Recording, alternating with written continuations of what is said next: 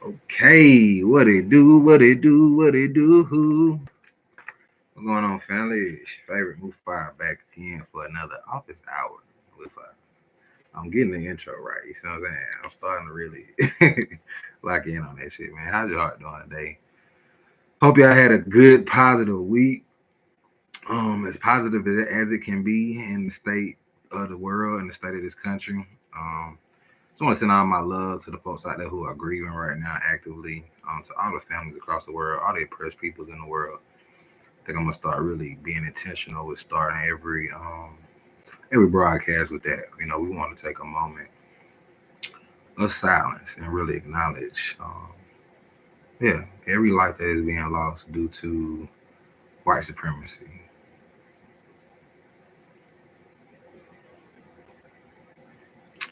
Yeah, man.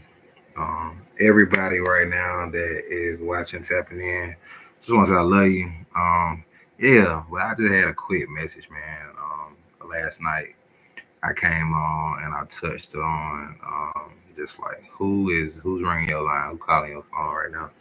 Um, I was taking some time and watching some of my old videos on here from like 2022, and your boy been talking some good shit for a long time. I'm gonna just have to say that first off, first and foremost.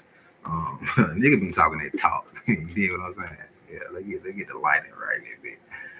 Your boy been talking that talk for a minute. Your boy really been in his bag for a minute, and I think this episode it just touching on some things that happened this week and today, some observations that I'm making as it relates to my path. What I got going on, and also just what it means to be experiencing patriarchy in this environment, in this society, in a time such as this, as a black man. Um, Having conversations with my mother, I've been talking about on the past couple episodes how this is, quote unquote, a valley season. I think I had an epiphany yesterday to realize, like, spiritually, this is actually the season that is going to liberate me and change my life because I'm very present and I'm very still and in my body to what's going on right now with me spiritually. Spiritually, I'm getting grown. I'm getting transformed. I'm getting tightened up in some different ways. But I think one of the most revealing things to me has been on what this environment, how it's really like they say pressure bust pipes. I had a dream the other night, and in the dream, I remember somebody or something saying pressure bust pipes, but leaders, I think I said leaders. Um, it was pressure bust pipes, but leaders create either better flow. I say easy this. Oh, leaders create circulation. Said pressure bust pipes, but leaders create better circulation. The leaders fix circulation, right? So it's really something to sit with in this environment that we're in. What it looks like for us as men, the masculine specifically, to really be feeling this pressure and to really be seeing the niggas bursting, right? I'm having to be reminded that for years, I've always, for at least 10 to 15 years, or at least a decade, I've been actively taking a stance in the world as somebody who works for the liberation of oppressed people, specifically black folk. One of the things that I'm really hip to right now is like if I were to, when I Google my name, I put my name in Google, most of what comes up is my free speech, my thoughts that have been translated into words on paper, and really me speaking truth to power as it relates to the circumstance of black folks, specifically black men, black families, our communities. And at a time like this, where I've been doing all this free talking and doing it in a space where I haven't had the financial cushion to, as patriarchy tells me, to really be speaking this truthfully, right? I should really be taking, my degrees, be taking my certification, be taking my knowledge, my academic training, and really committing to the performance enough to create some stability for myself. And while I really don't feel like, I ain't really said too, I ain't said a whole lot, honestly. it just brings me to sit with the conversation me and my mother were having tonight. And it was something that it just put the cherry on top. You know what I'm saying? Spread the icing on the motherfucking red velvet cake for me, as it pertains to our situation and as it pertains to my experience as a man. Um,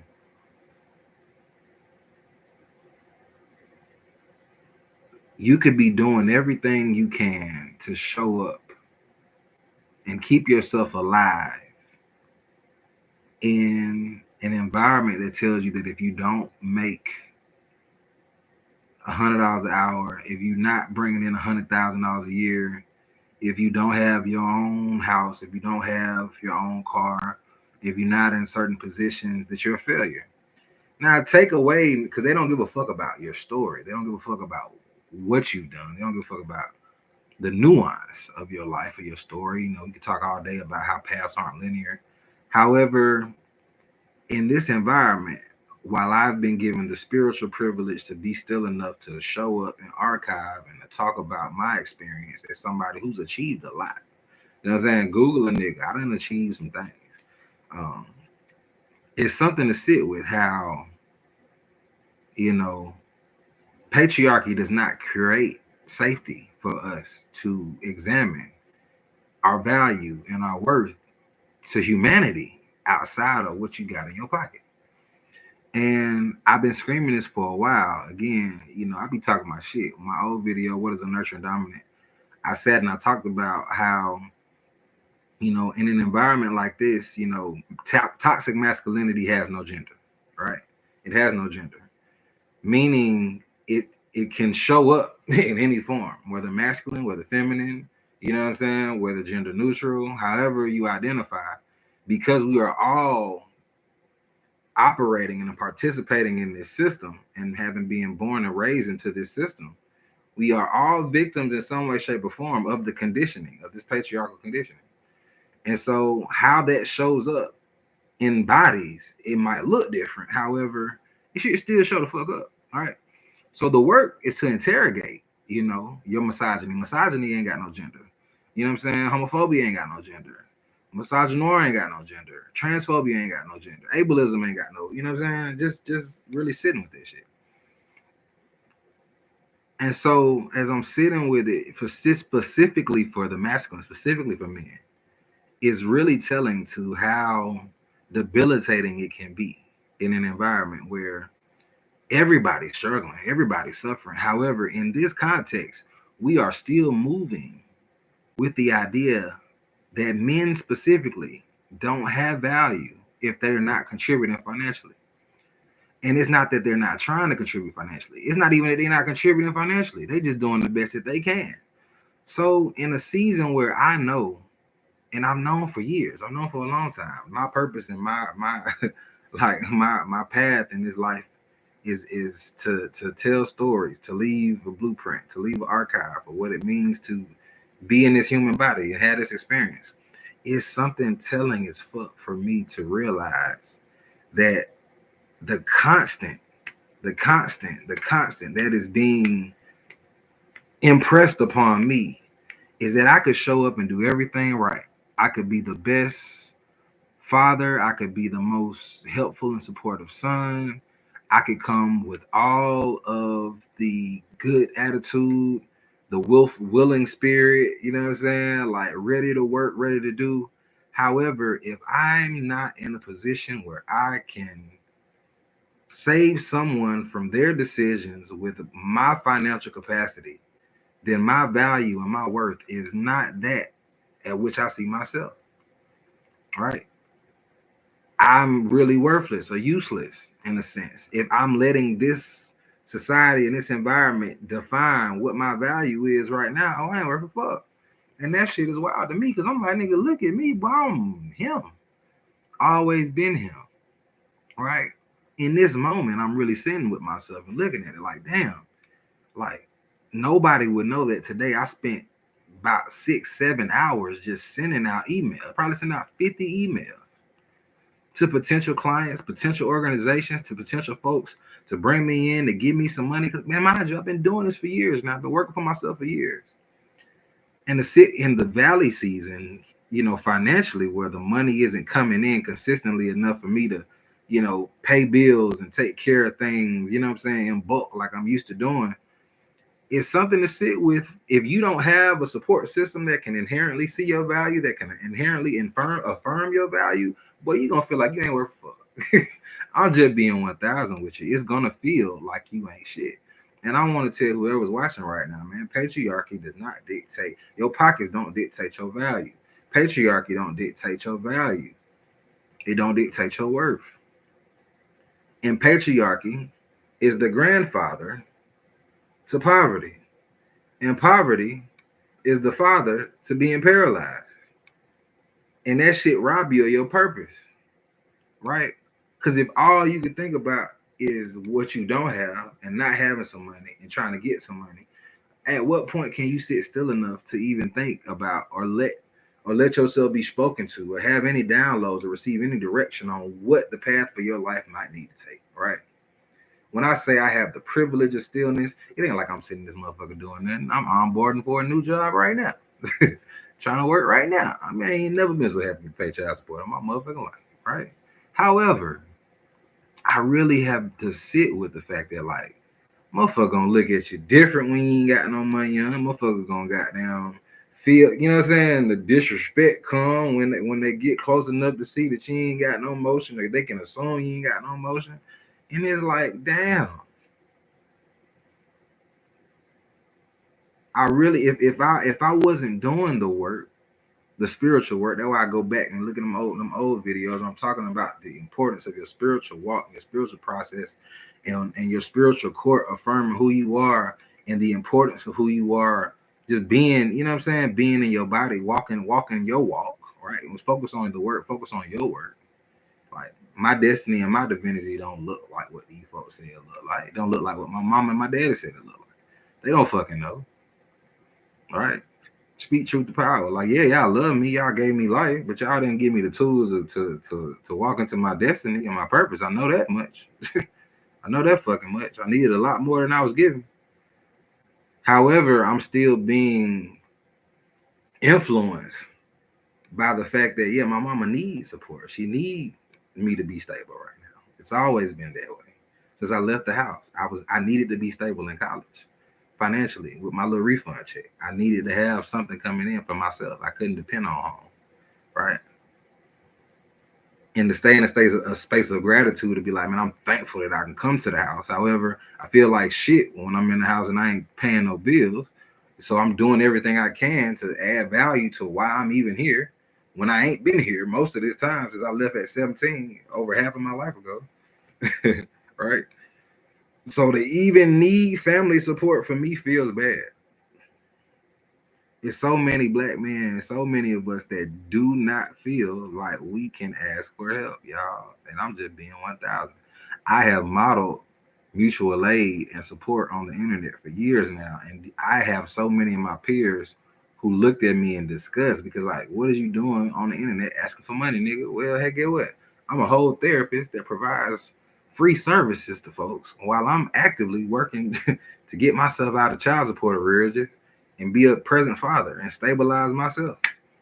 My nigga, hey, that's what my life looked like, you know? And I've been doing all this while actively building and reinvesting into myself, creating a company, and not a company that goes and just tries to get rich. No, I've been designing programs. I've been creating community programs. I've been out here providing social services, case management, out here really showing up in the community for years, most of my 20s, and now half of my 30s. So I got enough, I got enough goddamn past performance to sit here and say, yeah, man, my value is not in my pockets right now. This is my path is not linear. It's something for us to sit with these millionaires and the folks that are on the other side of things. I watched Will Smith talk about this shit the other night about how rock bottom, feels like what he calls the cliff top, to where at rock bottom you feel like, you have nothing, but then at the cliff top you realize that all of the things you had don't actually make you happy. So it almost feels like you have nothing if that's what you were actually seeking, or the thing. So I've been talking about that same thing, like in the valley. What you're seeking, he said it. What you're seeking is you. You trying to find yourself. You trying to get to that purpose, to that divine, to that destiny, to that divinity, right? And I'm so thankful in this moment. I'm so thankful in this season that as the emotional waves come in and out, as the ebb and flow hit, I got me, Jones. I got me. I'm leaving out this season with myself. I'm leaving out this season with Fufu. And that is the most valuable thing any black man can do at a time like this, where nothing is certain or stable for none of us. The niggas that did the right thing, went to school, got the certifications, got the degrees, nigga, you getting fired too. Street niggas, you already know how that works, but it's like everybody's taking a chance in an environment, in a society that is patriarchal, that tells you if you're not a white straight male, you ain't shit any fucking way. Because they don't even care about the poor white man. They want you to be upper class white male. Right. So they telling you uneducated motherfuckers don't give a fuck about you either, actually. Y'all stupid ass shouldn't, you know what I'm saying? Whiteness is always working against itself, which is the irony of this shit. All right. But when you really sit with the reality of what it means to be a black man or a man that's not white, and how if you're committed to the performance of patriarchy, it's robbing you of the only upper hand you got in this shit, and that's your spirituality and that's your divinity.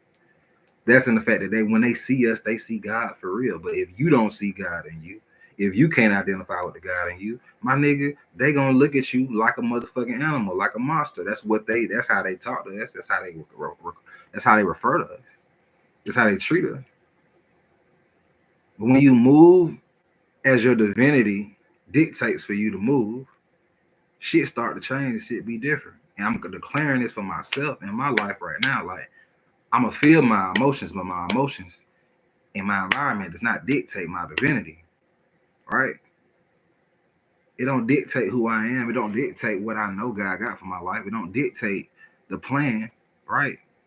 And it's a lot of us right now that got to get out this idea that our pockets and what we got or don't have dictates our divinity and dictates who we are. Now, man, chill out that shit.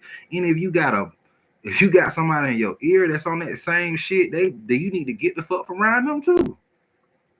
Real shit. If you're actively trying to seek out your spirituality and understand what the purpose God got for your life, man, you need to, man, hey, man, do what you got to do. I had to walk away from several relationships because get what? I wasn't performing patriarchy well enough. Like, my baby mama just apologized to me for some shit. It's like, hey, man, guess what? That's a whole decade worth of abuse. But hey, my nigga, thanks for the acknowledgement that shit. I didn't have me. So how can I have you? If I'm trying to understand what my life looks like. All right. So it's something to sit with, bro. It's something for us to really think about, really sit with. Like, what does it mean for us to honor our divinity? Who are you? Right? I know this ain't the best camera. I know this shit ain't the most HD motherfucker, but get what? I know folks gonna listen to this shit. They gonna watch it and they gonna get something amazing from it. Right? I just do. And I'm gonna keep showing up. Like, I never stop showing up. That's I really think about it. That's the beautiful thing about you, bro. You never stop. Never gave up. For all the ways in which you could beat yourself up over this not being right, that not being right. You never gave up. You never stopped speaking truth to power and working for the liberation of your people. And I'm proud of myself for that. Because some days I don't be knowing what the fuck. Talking about a nigga in debt, in arrearages, car got repossessed this year after years of trying to keep that motherfucker. Like, and mind you, I've been working for myself for damn near a decade now, right? My first job is myself. All my other employment situations is so I can build my company. Let's talk about it. And I've been breaking the law to be in a car out of line, nigga. You know what I'm saying? Like, real shit. Trying to be a father. Let's talk about it. That's gonna be my legacy. How I gave back. How I really showed up for the people. It ain't in my pocket. Right? And God willing, I'm gonna look back at these videos and be like, yeah, I told you, niggas. Like, listen, let's look at something. I'm gonna speak all spiritual. I don't gotta talk about the president.